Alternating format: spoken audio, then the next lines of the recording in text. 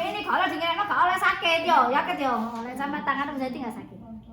Biparetalis, bitemporalis. Ya, terus mento occipito. Kemudian fronto occipito. Ya. Kemudian suboccipito bregmatica. Gitu. Ya. Kemudian setelah selesai kemudian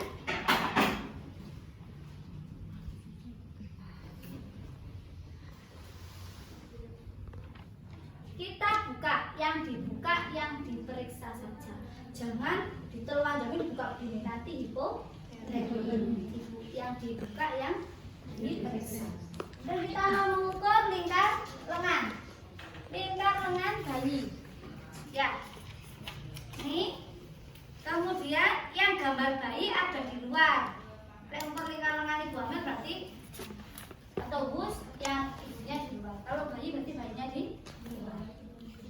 Nah, lengannya kemudian kita masukkan di sini.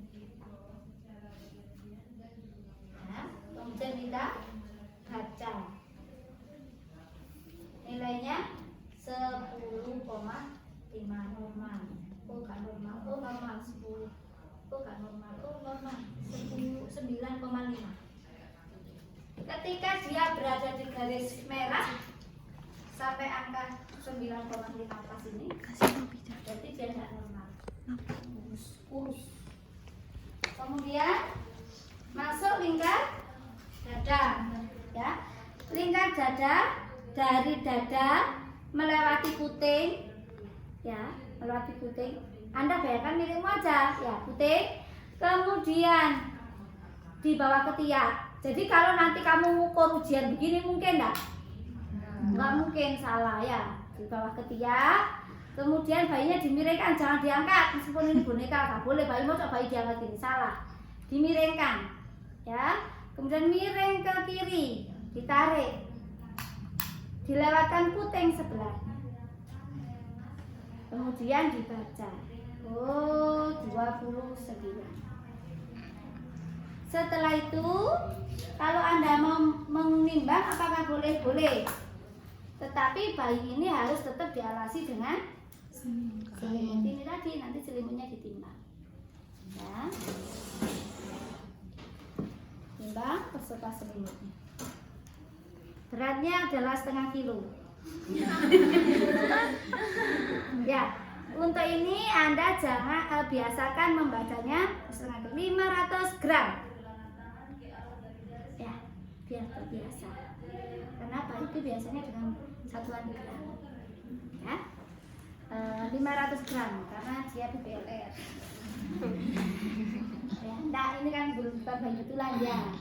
Jadi nggak boleh ditelanjangi, nah kecuali ini ada alasnya. Nanti dia akan kehilangan panas dan panas dengan panas secara konveksi.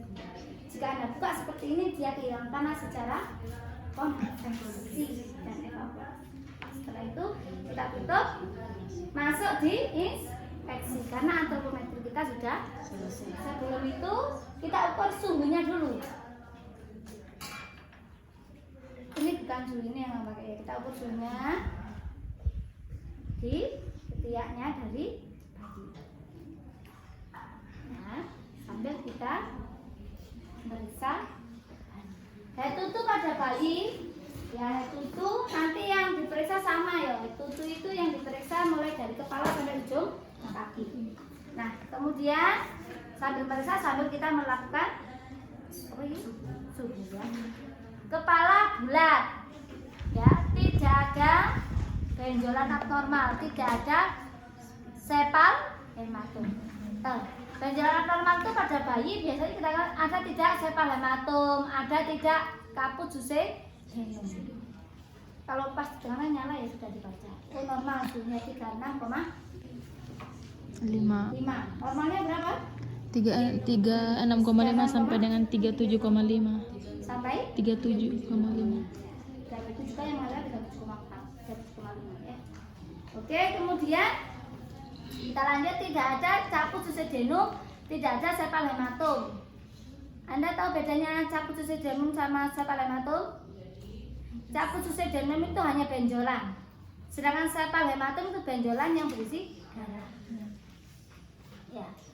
Kemudian batasnya tegas. Nah, kalau ada sepal hematum caput succedanum, mohon bantuan bayi ini jangan sering diangkat-angkat atau jangan ditekan-tekan. Udah, biarkan nanti dia akan menghilang sendiri ya. Kemudian tidak ada sepal hematum, tidak ada caput succedanum, rambutnya warna hitam bersih. Tidak ada siguria. Boleh nggak? Boleh gitu? Boleh. Kemudian masuk ke muka. Wajah muka, muka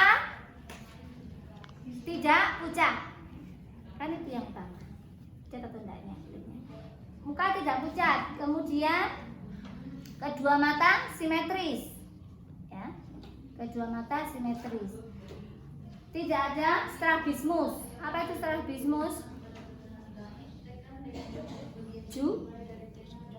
Juling. Kamu tahu juling? Lihatnya di sana tapi sebenarnya di sana. Tidak ada strabismus. Kemudian tidak ada katarak kongenital. Katarak kongenital itu lapisan putih menutup. Kelihatan. Kemudian tidak ada sklera, tidak ikterik. Kemudian konjungtiva, tidak ada perdarahan. Tuh. Kalau Anda mempersiapkan kan konjungtiva anemia tidak gitu ya. Kalau bayi dicek ada perdarahan atau tidak. Nah, kemudian masuk di hidung. Ya, tidak usah dipalpasi deh.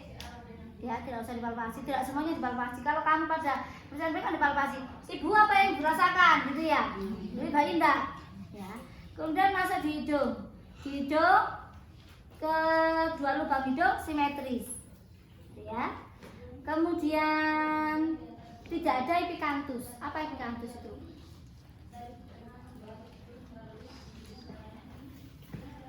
Epikanthus itu lipatan. Saya nggak pakai sepatu ya, karena semalam kaki saya baru kita motor. Ini enggak ini, saya kasih lihat apa ini? Kencung. Tidak ada epikanthus. Epikanthus itu lipatan kulit. Epikanthus itu tidak selalu pada mata, bisa juga pada telinga. Epikanthus itu lipatan pada mata sehingga matanya bentuk begini. Apa ya, Pak? Kayak sayup. Sipit itu loh. Sayup. Nah, jadi ketarik begini. Gini. Tidak ada epikanthus.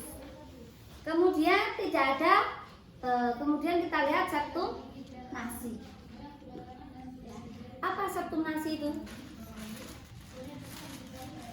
Di antara ini terdapat septum nasi. Berarti ininya apa ini? Ini loh, ini coplok lah ya. Apa ya? Namanya ya tetap ini loh. Nah, ini loh biasanya ada yang tidak ada. Hilang jadinya. Kemudian tidak ada cuping hidung. Tahu cuping hidung enggak tahu ya? Cuping hidung kan enggak tahu ya. Kemudian kita masuk setelah hidung masuk ke telinga. Kedua telinga simetris, terdapat daun telinga. Harus kamu cek normal, karena kadang-kadang ada daun telinga yang besar, satunya kecil.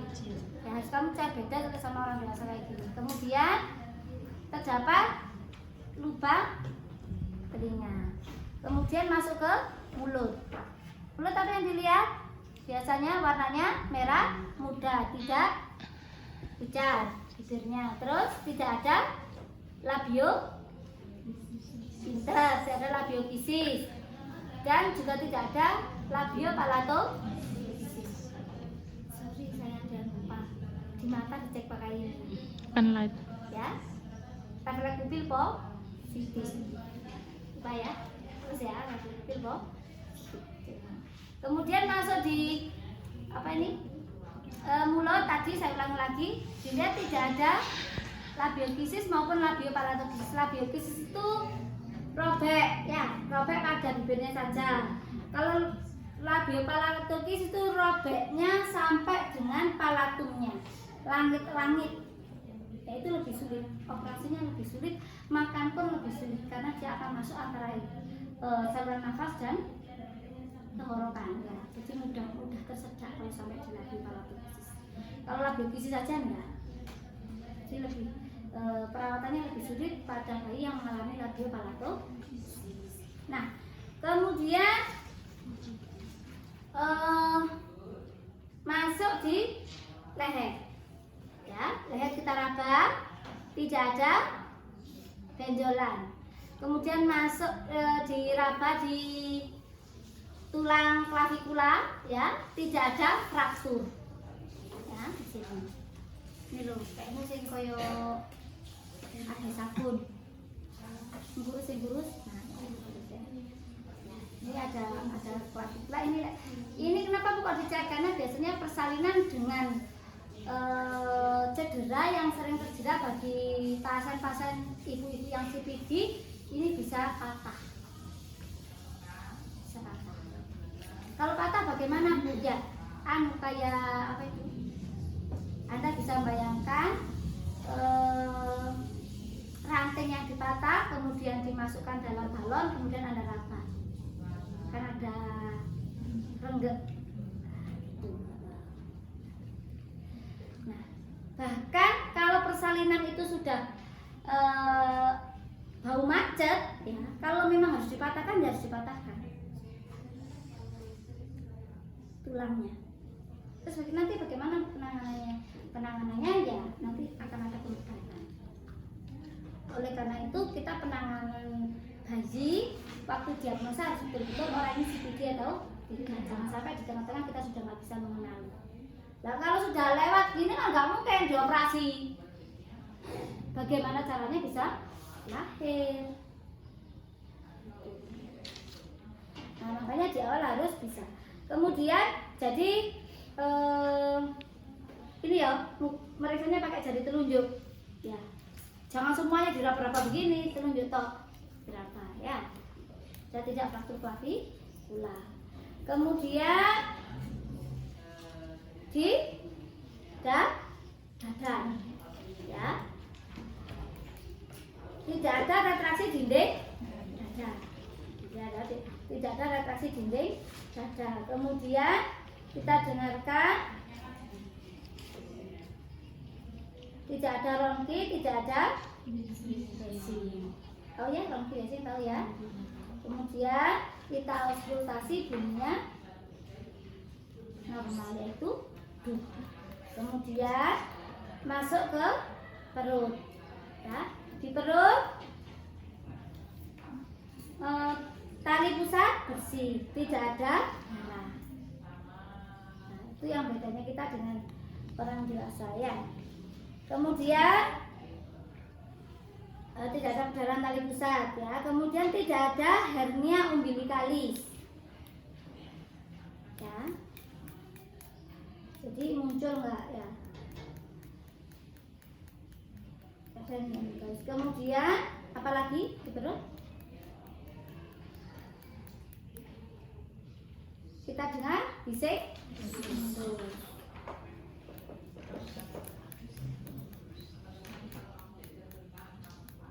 Bising usus normal.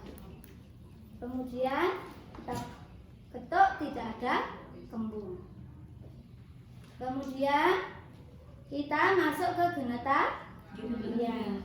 Genitalia, masuk ke ekstremitas ya, terakhir genitalia ya.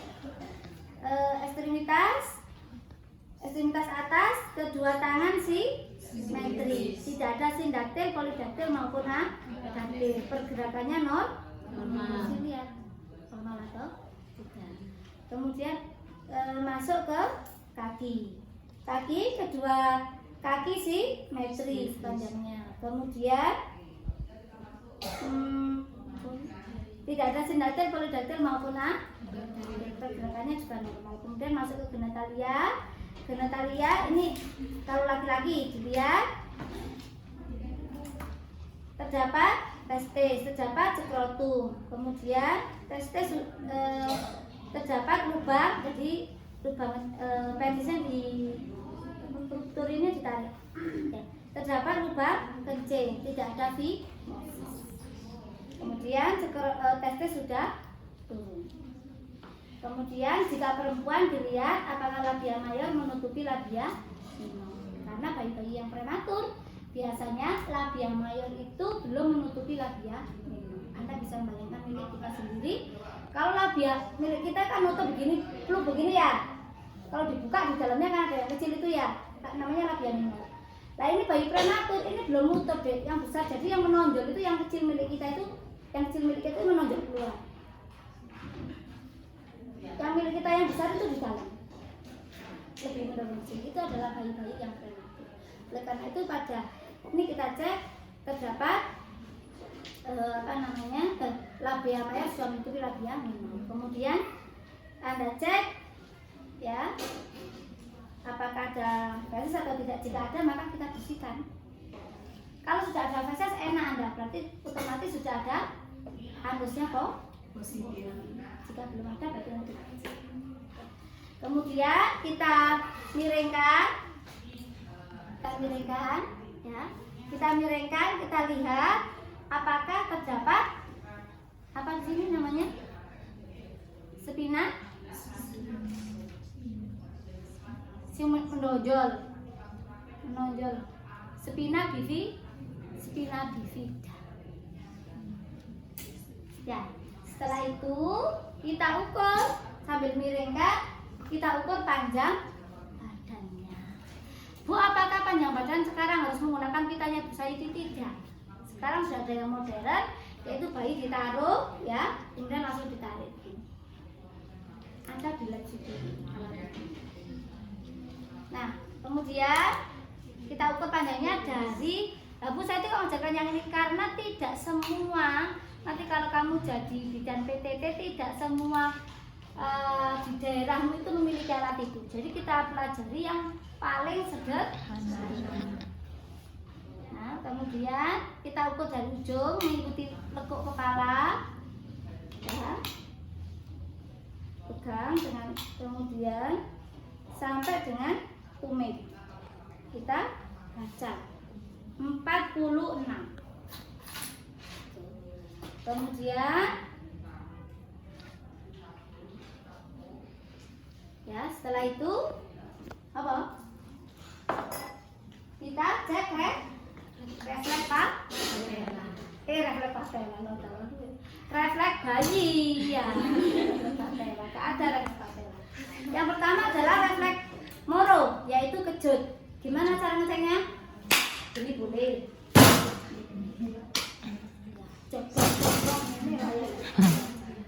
Bayinya bagaimana? Itu refleks.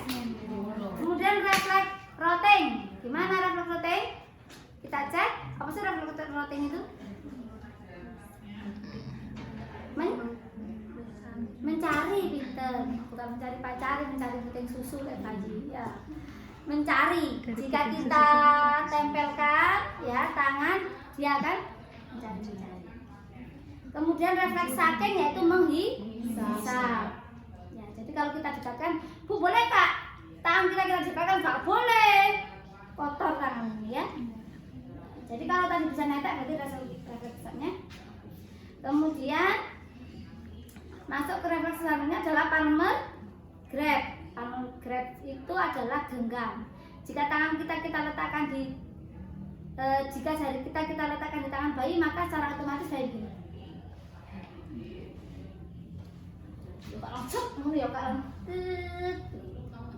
Kemudian refleks apa lagi? Pemenang izin.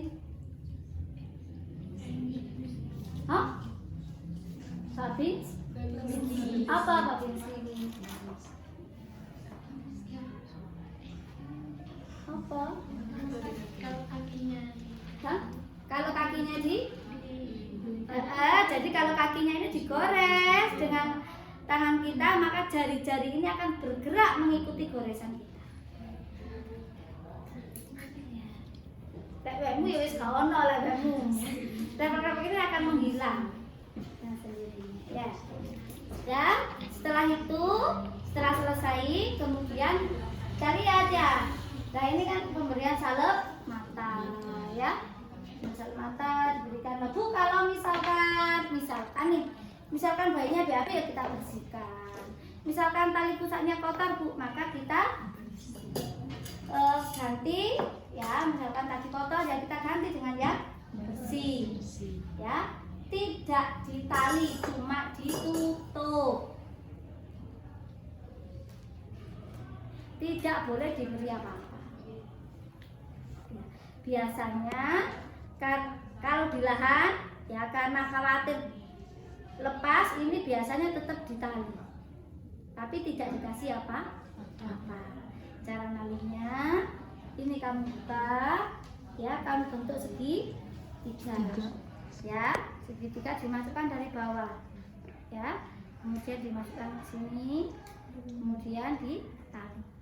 Konsepnya adalah jaring-jaring laba-laba ini, yang ini jangan Anda kenakan kalau bisa dihindarkan dari pusatnya tadi. Kita taruhkan yang tidak ada jaring-jaring sehingga tidak nempel. Kemudian setelah itu kita rapikan, kita pakaikan baju. Kalau belum disuntik vitamin B ya kita kasih vitamin hepatitis B ya. Kita kasih hepatitis B, kita suntik hepatitis. Kalau belum kita ya kasih.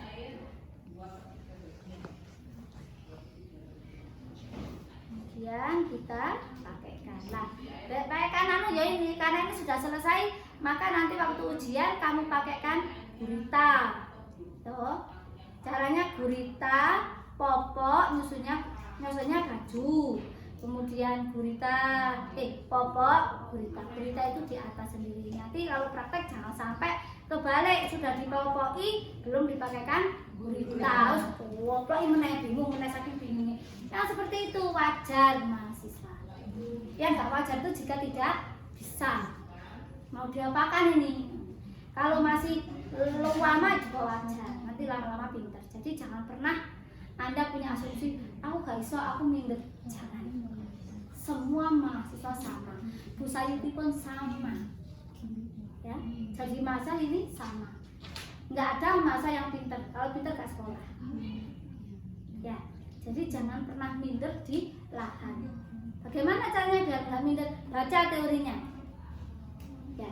Masalah praktek nanti akan pintar dengan sendirinya kalau Anda sudah tahu.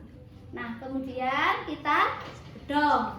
Cara membedong tekniknya, Anda harus menekuk ini. Menekuk apa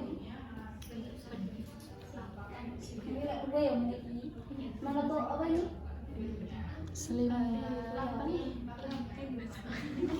Menekuk bedong ini adalah tekukannya berapa banyak. Ini tergantung ukuran bayi. Anda harus bisa menganalisis. Lek bayimu besar, ya tekukannya jangan banyak, dan cukup. Lek bayimu besar tekukannya banyak, ya gak cukup. Ya, jadi menekuk bedong itu Anda harus menganalisis besarnya bayi, panjangnya bayi. Nah, kemudian ditekuk. Bu apakah ada aturan? Tidak ada, pokoknya ditekuk, tapi dianalisis. Kemudian bayinya diletakkan, ya, diletakkan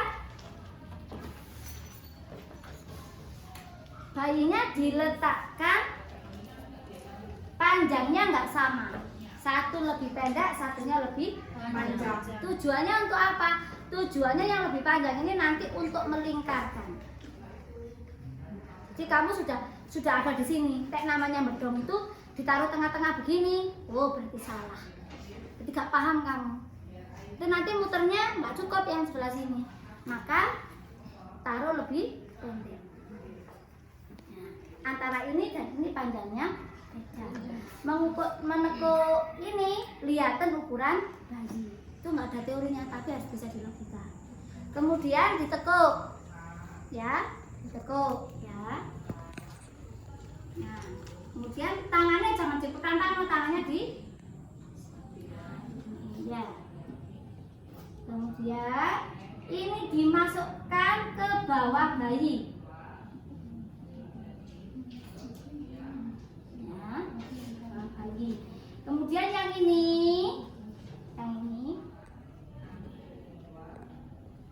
ya, tangannya dilipatkan lagi. Nah, kemudian coba kasar-kasar ke bayi. Lakukan ibaratkan ini adalah bayi sesungguhnya. Kemudian dilipat, diputar.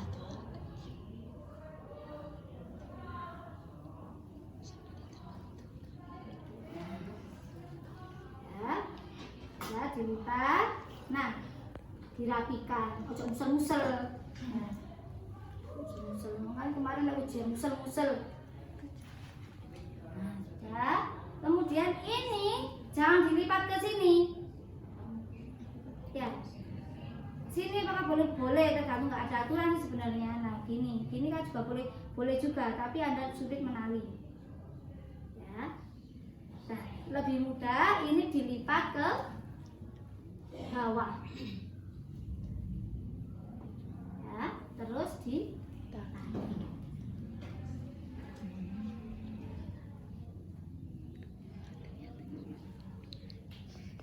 Nah, terus kalau ada topi boleh dipakaikan topi. Jika tidak ada yang pakai topi, ini sudah selesai, kasihkan ibunya. Kemudian setelah selesai dikasihkan ibunya, Bu boleh ditekai kembali. Kemudian kita merapikan alat. Semua alat yang terpakai kita masukkan di beko. Kemudian dibuang di sampah medis kalau ini sampah medis. Kemudian bengkok dan peralatan sarung tangan kita masukkan di larutan pemerintahan.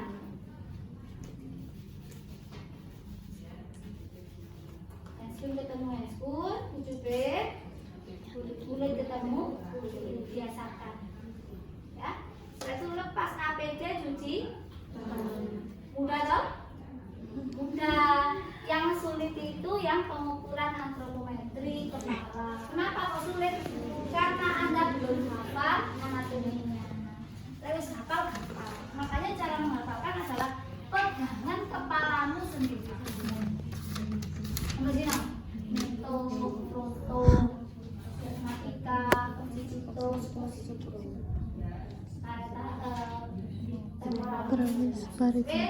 tinggal teorinya. Circumferentia fronto-occipitalis. Karena circumferentia mento-occipito. Di sini dilihat ke sini. Circumferentia sub-occipito pragmatica. Ini berarti saya mulai sini sulit kok, berarti saya ke pragmatica paling sulit.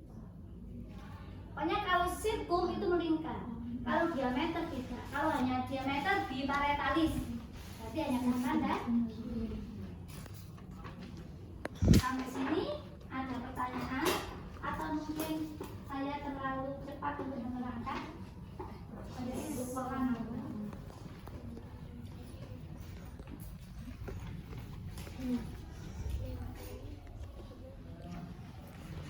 Nah, ini yang biasanya kalau gemuk kayak bisa begini, itu jadi ada dua. Saya juga. Saya kalau gemuk muncul ini. Nih, ya, sini ini submento, fronto, pragmatica.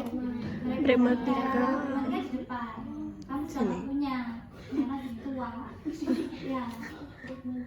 Kalau kamu punya adik lagi, itu biasanya kalau masih kecil itu yang embut, mento, ya,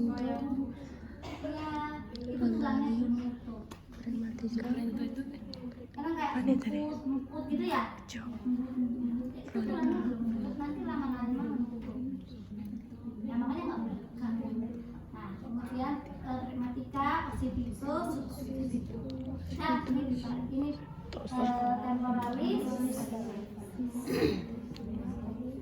Yang di lahan biasa digunakan hanya circumferentia fronto-occipital. Jadi kalau dari bawah, berapa deh lingkar kepalanya? Sini dulu bisa ini ada lingkar kepala itu ada mento occipito. Ya kan banyak ya. Yang sering digunakan fronto Oksivito. ingat ya. Ojo mento occipitonya yang kamu. Nanti lah kamu ditanya ada berapa lingkar kepala. Ya. Yang di lahan rata-rata hanya mengukur circumferentia fronto-occipital. Ada yang lainnya?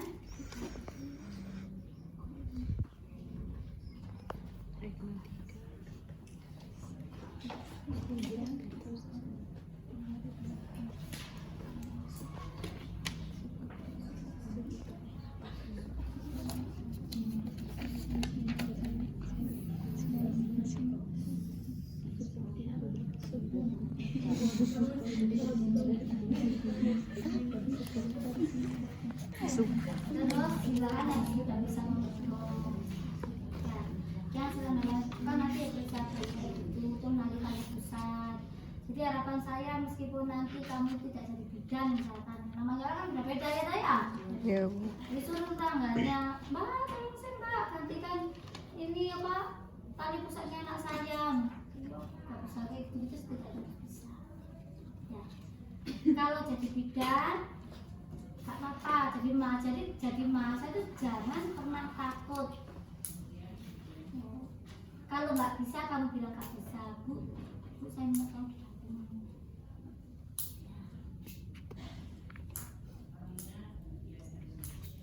Injeksi hepatitis B sudah pernah? Bentuknya sudah tahu? Sudah tahu yang ada bentuknya itu ya? Itu tinggal itu pahanya ditekan paha luar sepertiga paha luar ya. Nah, ini kan pahanya nih. Ini kan paha ya. Ya pahanya bayi kan buat setengah iki, ya pahanya iki. Terus sepertiganya di sini. Ya kan? Sepertiga dari ini. Nah, ini kan separuh, setengah. Sepertiga. Kemudian ditekan. Mau ditusukkan. Jelek. Ya.